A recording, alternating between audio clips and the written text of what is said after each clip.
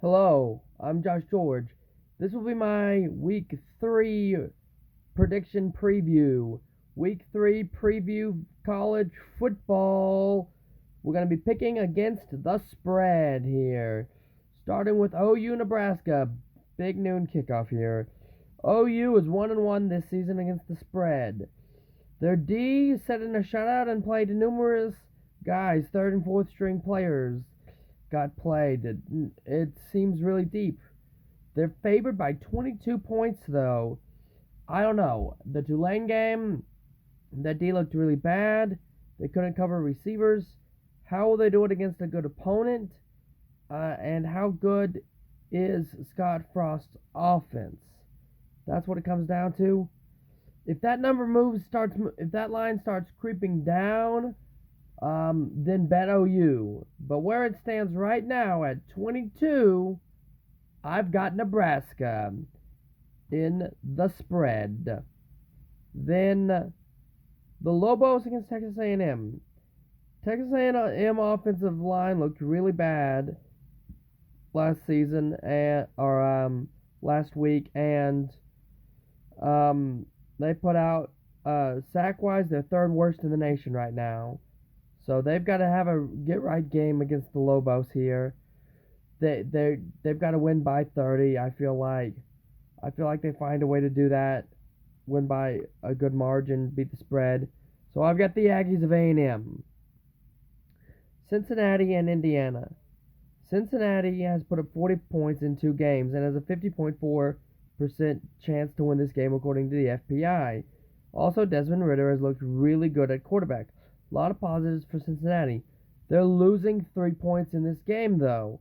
So, are they going to win by 4+ points? Because it feels like they're going to win, and it feels like they might take it to Tom Allen, who was really a big splash on the scene. The guy, in the Big Ten as far as coaches go. I'm going to go on and take Cincinnati. They win by they win and they win. They beat the spread more than the experts think. There you go.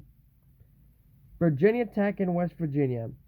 Now the last time these two foes met was 2017, and Virginia Tech was -4, ended up winning the game 31-24. You'll see here West Virginia is -2.5 games. And if you saw my other video, I had West Virginia winning by in a close game, and so I have West Virginia beating the spread. Now, Coastal Carolina is -11 points. They were -27. It ended up being 27.5 against Kansas in what would have been a tie spread, but the hook gave Kansas the victory. I found it interesting that this line is closer than against a power opponent here, and Jamie Chadwell is one of the best coaches in college football right now. I think he may be the best coach outside of the Power 5 coaches for sure, and I feel like Coastal's going to win this one. They may blow this team out of the water a little bit, so I'm going to take Coastal to beat the spread. Michigan State and Miami. Miami is 0-2 this season against the spread. Mel Tucker is still an unproven coach, though. And in last season, Miami was 5-6 against the spread. In 2019, 5-7 against the spread. So a team that seems to be 500, maybe they get back on track and find a way to beat the spread. They'd have to win the game by a touchdown, though. So it's a game that I think is going to be a close game. I just don't know if I can bet on Mel Tucker. So I've got Miami to beat the spread, but not a game I would bet on personally. Don't invest your money into this one. It could get wild. Now, Michigan and NIU. This could be an interesting game. Michigan was 2-4 last season, but their offense has vastly improved as they're putting up 39 points per game this season, which is 11 more than last season, as they were putting up 28.3 points per game. And it's a game where they could really win 39-0, 49-0, and end up beating the spread. This is a game that you put your money on Michigan, and it'll probably be safe. And you watch the game as it creeps up, and it winds up 33-3 or something like that. So I've got Michigan. Now, Boston College and the Temple Owls. Look, Boston College is minus 16.5. They wavered and looked really bad last season against a team that they should have blown out of the water. What makes me so fascinated about this game is the over is 60.5. So the Vegas guys think that this game is going to be a high-scoring blowout of two teams that offenses seem to get stuck in the mud from time to time. So I don't know how Boston College in a high-flying game is going to win by 17 points. So I've got the Temple Owls in this one. Now, Minnesota and Colorado. The last time Colorado played they played two Power 5 opponents this season after they will have played Minnesota.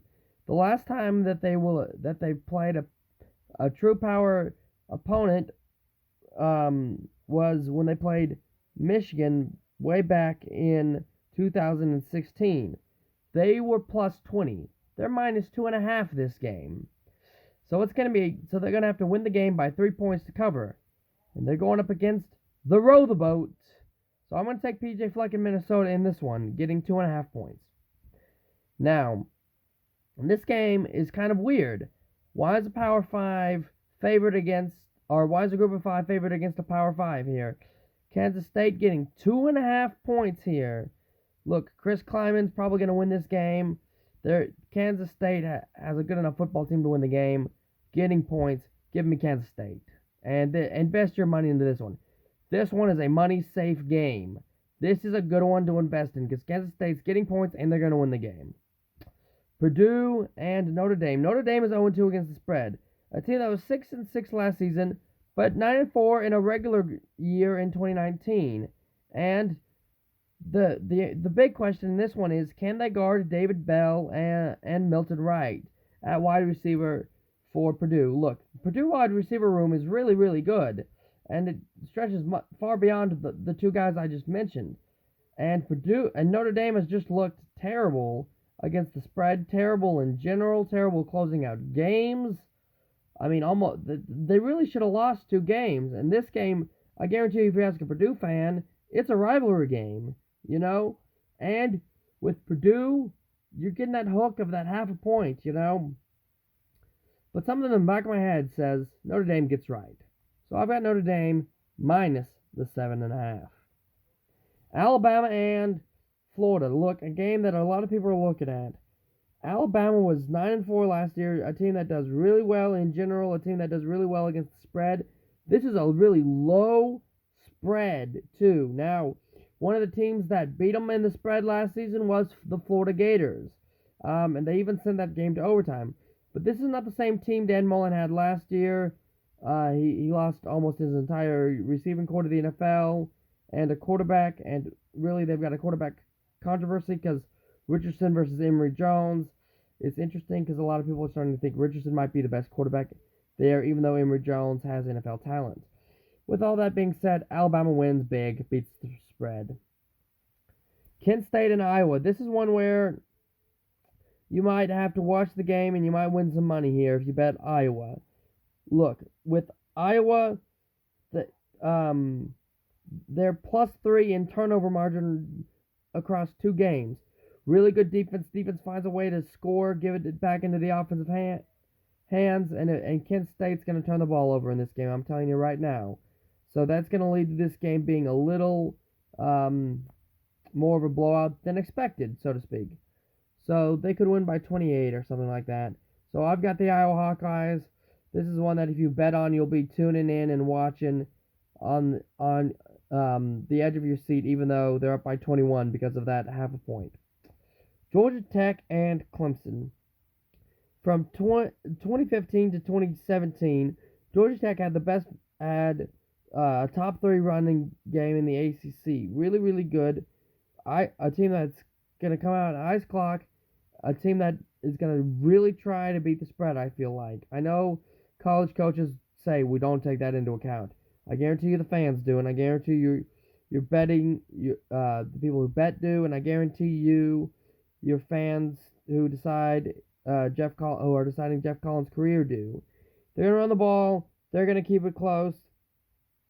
Clemson's a really good team too, but I'm going to go on and take Georgia Tech with that big spread.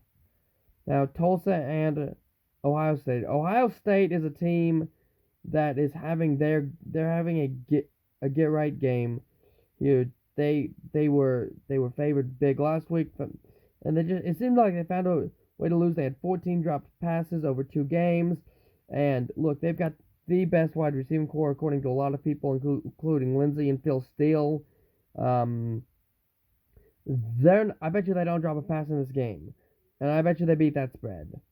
So I bet Ohio State beating Tulsa. Now, Wake Forest and Florida State.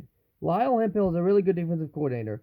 He marks down on a sheet of paper in practice every time one of his defensive backs touched the ball in hopes to try to create more turnovers.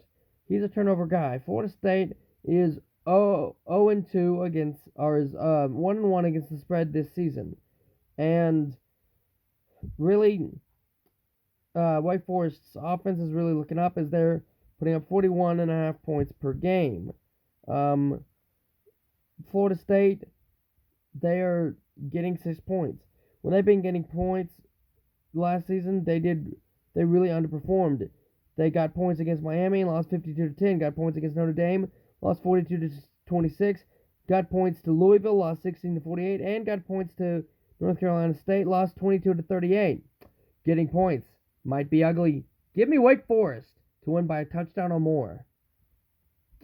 Now, USC and Washington State.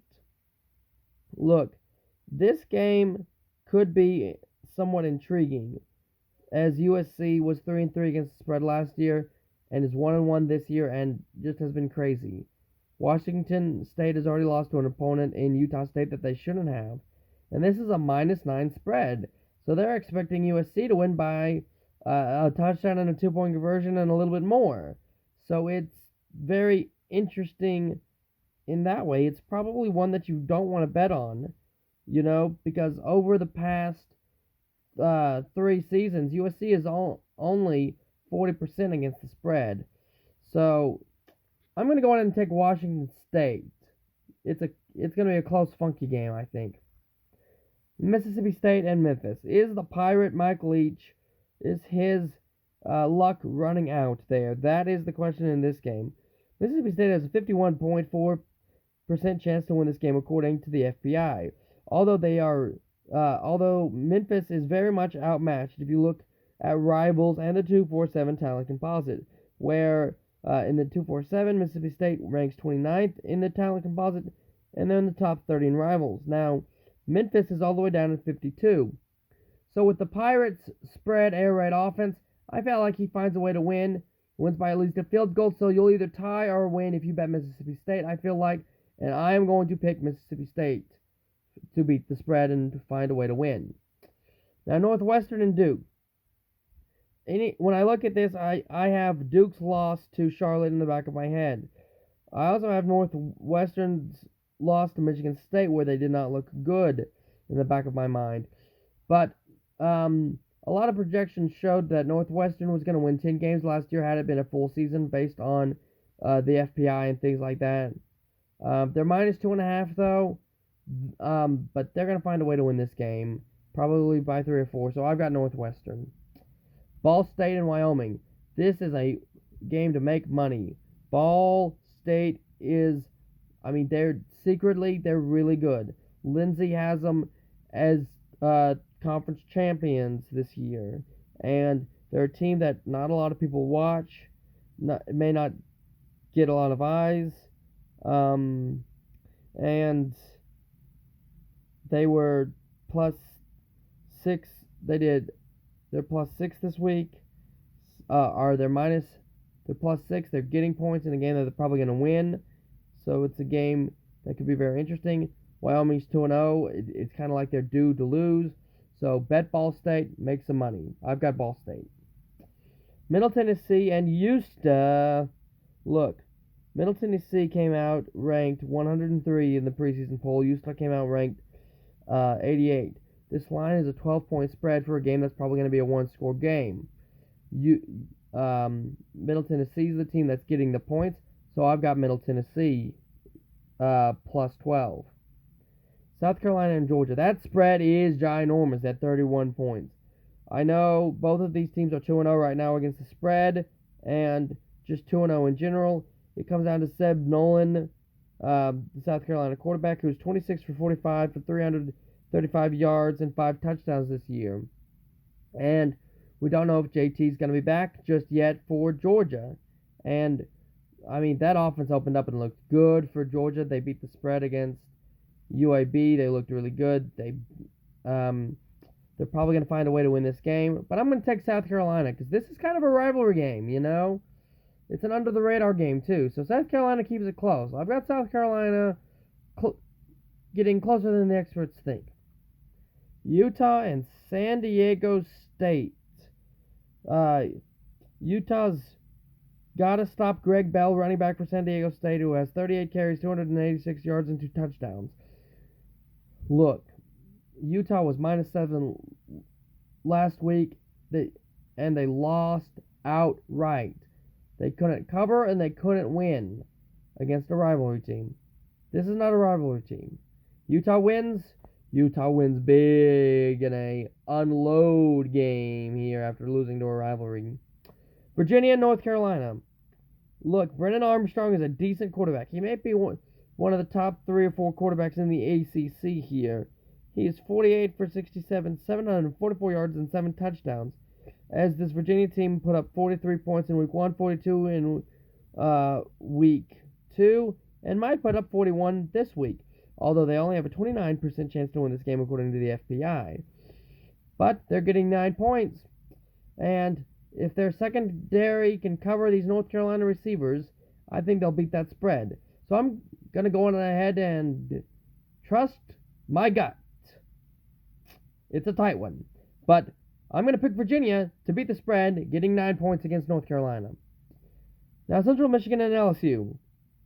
Look, Jim McElwain is 1-1 against LSU as a head coach, and he's the head coach of the Chippewas. And he played them 16 and lost 16-17 when he was -1, and then in 2015 he was +14 and ended up beating the spread then at Florida. He doesn't have the Florida talent. I don't think he's going to keep it within 21 points. I've got LSU and Edo, who beat up his own son at quarterback last week. Now, Utah State and Air Force. Utah State was not supposed to be very good, and frankly, their success right now is really credited to head coach Blake Anderson. They're a team that's 2-0 right now, including an amazing upset over Washington State. But how good will their defense be right now? It's 88th in total defense. Really, their rush defense is not that good either. Air Force runs the football. Can Air Force win by 10? I think they can. I'm going to pick Air Force to beat the spread and win this football game. Tulane and Ole Miss. This is one of those games that's going to take guts to pick Tulane. And Tulane played an FCS opponent and won 69-20. The question mark is that defense, as Ole Miss put up 48.5 points per game last season and 39.2 points per game this season, and has one of the best quarterbacks who will probably be in the Heisman race as the season continues. But it might be a look-ahead game for Ole Miss as they play Alabama in Week 4. So I'm going to go with my gut again. Tulane beats the spread, getting 14 points. Now, Stanford and Vanderbilt here. Well, you look at who's got the better roster. Well, according to the 247 composite, that's Stanford. But then you take a little deeper dive in who's performing better. Vandy's kicker is performing better. Ken Seals for Vanderbilt is 44, 47, and 77, 433 yards and 2 rushing touchdowns. Rahan Davis has 32 carries and 135 yards. And Chris Price Jr. has more receiving yards than anyone on the Stanford football team. Vandy's getting 11 points. I'm going to take the Vanderbilt Commodores. Now, Rice and Texas. Why does Rice play Texas? Well, that's why they invented the spread, Rice, so that you have a chance to win. And I just have this feeling deep inside of me that Rice is going to find a way to barely beat that spread. So I've got Rice. Oklahoma State and Boise State. Oklahoma State's offensive line has looked absolutely terrible. Go back and it's on YouTube. Go back and watch that game against Missouri State. Go back and watch them against Tulsa. They're close wins. The box score looks ugly. And they're on the blue turf this week. I don't know if they can handle Hank Bachmeier. I mean, he's going to put up points. I mean, he's put up 4 touchdowns. I know that this game could come down to fumbles, but Spencer Sanders he's kind of the fumble finger guy, so Oklahoma State's getting 4.5 points, so they're expected to lose. Can they, beat the spread? I don't know. I'm going to go on and take Boise State just because I feel like they're going to win this game, but I'm kind of hoping that spread creeps down closer. But, yeah, Boise State's the bet here for sure. Arizona State and BYU. When it comes down to this game, Jaron Hall he's not Zach Wilson. He's not that good of a quarterback. Yes, you are getting 2 points. Yes, it will probably be a close game, but Herm the Worm Edwards is a really good coach. Likes to run the football, likes to win on last-second field goals. Maybe they win by 3 or something. I'm going to go Arizona State. UNLV and Iowa State. Iowa State has not beat the spread at all this season, and they have a huge number to cover against UNLV, and it's a game I've already picked earlier, and when it comes down to it, my gut says UNLV is going to find a way to cover that giant number, so I've got UNLV with the 30 points. Now, Fresno State and UCLA. DTR, no, we're not talking about my relationship fiance, we're talking about the quarterback for UCLA. That's his initials. They're also ranked, and if they win this game, it'll be the first time that they've been unbeaten in non-conference since 2014, and they beat the spread in 4 non-conference games that season, including against Kansas State, Texas, West Virginia, and Memphis. So, can they do it? Can they win by 11? It's going to be a close one. It's going to be an interesting one, because Fresno State looked really good against another Pac-12 opponent in Oregon. So it might be a really close one. But maybe Chip Kelly gets it rolling. It's a tough one. I've got UCLA. Auburn and Penn State. If you've seen my earlier video, which I'll put a link to it here, I've got Auburn winning this football game. Thus, I've got Auburn beating the spread because they're getting 7 points. Surely they'll beat the spread. They put up 60 points in 2 weeks against FCS opponents. But Bo Nix has looked good. His completion percentage is really high. Although Penn State has a 62.2% chance to win according to the FCI, and we're really going to find out what Jacaz Hunter has in store for us. But truthfully, I've got Auburn, and that's week 3 college football predictions by Josh George.